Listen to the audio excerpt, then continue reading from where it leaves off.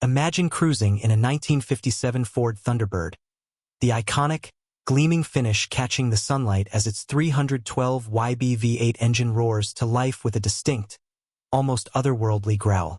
With the Paxton VR57 supercharger humming, you feel the power beneath your feet as the car surges forward like it was born to tear up the streets. This wasn't just any Thunderbird, it was the 1957 Ford Thunderbird F-code supercharged, a machine engineered for performance in a way few others could match, especially in an era where muscle cars were still carving out their own legacy. The 1957 T-Bird was the final year of the first-generation models, and Ford made sure it went out with a bang. The design was refined, the body sharper, the rear deck more sculpted, and the tail fins sleeker than ever before, hinting at the aggression packed under that long, muscular hood. But what set this Thunderbird apart wasn't just its looks. What Ford gave the world was a car with a factory-installed, supercharged 312 YB block V8 engine, pumping out a staggering 300 horsepower. Paired with a Holley carburetor and that Paxton VR57 supercharger, the F-code was a force to be reckoned with. Imagine that power thrusting you forward with a top speed of nearly 130 miles per hour, a car that could easily have you leaving the competition in the dust. With 0 to 60 times clocking in under 8 seconds, this Thunderbird wasn't just about cruising in style. It was engineered to race. And race it did. This car was designed not only to dominate the streets but also to homologate Ford's supercharged engines for NASCAR competition, laying the groundwork for the F-code Daytona Battlebird racers. Only about 200 of these road-going F-birds were produced, making it a rare gem and a must-have for collectors and speed enthusiasts alike. Let's fast-forward 3 years to 1960 and meet the Ford Starliner 352 Hypo. This was a car that didn't just borrow from the jet age's obsession with sleek design. It embodied the very spirit of it. A fastback roofline with flowing lines and a front end that looked ready to cut through the air. This machine was more than just another Ford model. Beneath its smooth, futuristic body, you'd find a potent 360 horsepower, 352 cubic inch Super V8 engine, solid lifters, and an aluminum intake manifold designed to increase airflow and boost performance. This was a muscle car made for speed, and Ford proved it with a quarter-mile time of 15.32 seconds, a blistering fast run considering the car's full-size frame. When the Starliner hit the track, it wasn't just fast for its size. It was a genuine threat, able to reach top speeds of 150 miles per hour on the high banks of Daytona. Not a bad feat for a full-size cruiser, wouldn't you say? Next up, we turn to the iconic 1961 Chevrolet Corvette C1. When Chevrolet released the C1 with a fresh rear end and 4 round tail lights, they were ushering in a new era of performance. But what truly made this Corvette a game-changer wasn't just its appearance. It was the performance that came under the hood. Powered by the legendary 283 cubic inch small block V8, now equipped with mechanical fuel injection, this Corvette produced 315 horsepower. That might sound modest by today's standards, but back then, it was enough to put the C1 on the map. With 0 to 60 times in the 5.5-second range and a quarter-mile run of just 14.2 seconds, the Corvette C1 could outrun just about anything else on the road. In a time when most cars weren't even close to hitting those marks, the C1 wasn't just a car. It was a statement, Chevrolet's bold proclamation that the Corvette was here to stay as America's sports car. Plymouth's 1962 Fury Supertstock 413 was another factory creation that left the competition in its wake. This wasn't your typical road car, far from it. The Fury was essentially a factory-built drag racer disguised in street clothes.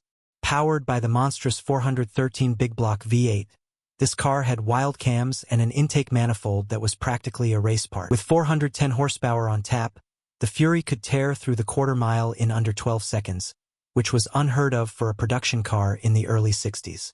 But what made the Fury so impressive was its rarity. Only 57 were built, making it not just powerful, but exclusive. It was brutal in its performance, an uncompromising machine designed for one purpose: to win. Now, let's talk about the 1962 Pontiac Catalina 421 Super Duty. While most muscle cars were built with speed in mind, few did it with the kind of precision engineering and no-nonsense attitude that Pontiac brought to the table. The Catalina Super Duty packed a 421 V8 engine that cranked out 405 horsepower. What set this car apart was its NASCAR-inspired setup, which included a solid lifter camshaft, and it could rocket from 0 to 60 miles per hour in just 5.4 seconds. It was a factory racer, capable of taking on the competition with the fury of a race car.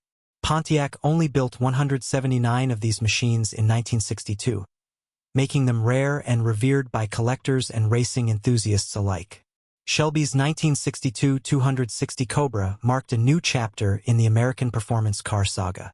Carroll Shelby had a vision: take a lightweight British roadster and drop in a V8 engine.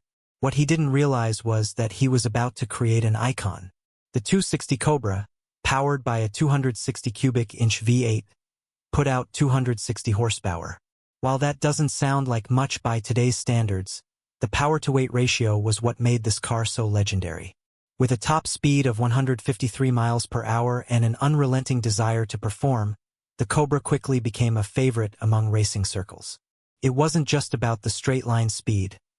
It was about agility, handling, and its ability to dominate on the track. Shelby's move to homologate the Cobra for racing would lead to one of the most iconic cars of the 60s. A car that, despite its humble beginnings, would soon become a legend in the world of American muscle. The 1962 Dodge Dart 413 Max Wedge was a car with one purpose: to dominate the drag. Chrysler was no stranger to muscle, but with the 413 Max Wedge, they were aiming squarely at the heart of the competition. With a 413 cubic inch V8 engine producing 410 horsepower, the Dart was a dragstrip monster that could run the quarter mile in just 13.75 seconds. With a lightweight frame, it was the perfect combination of power and speed. Chrysler only built 214 of these cars, making it both rare and deadly on the track. Finally, we arrive at Ford's 1963 Galaxie 500 lightweight F-code.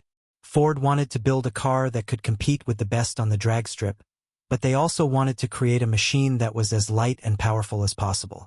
The F-code Galaxie 500 packed a 427 cubic inch V8 with 425 horsepower, and with fiberglass body parts to keep the weight down, it was a dragstrip missile that could obliterate the competition.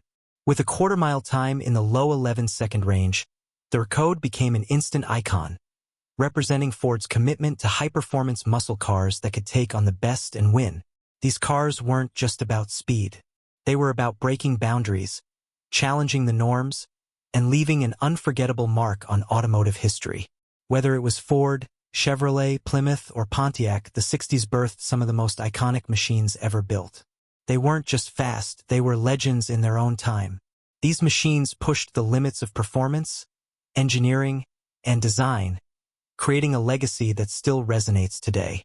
If you enjoyed this deep dive into the muscle cars that changed the game, hit that like button, drop a comment with your favorite classic, and don't forget to subscribe for more epic car stories. Trust me, you won't want to miss what's coming next. Want to see more legendary cars? Smash that subscribe button and let us know which classic you want to hear about next. You won't regret it.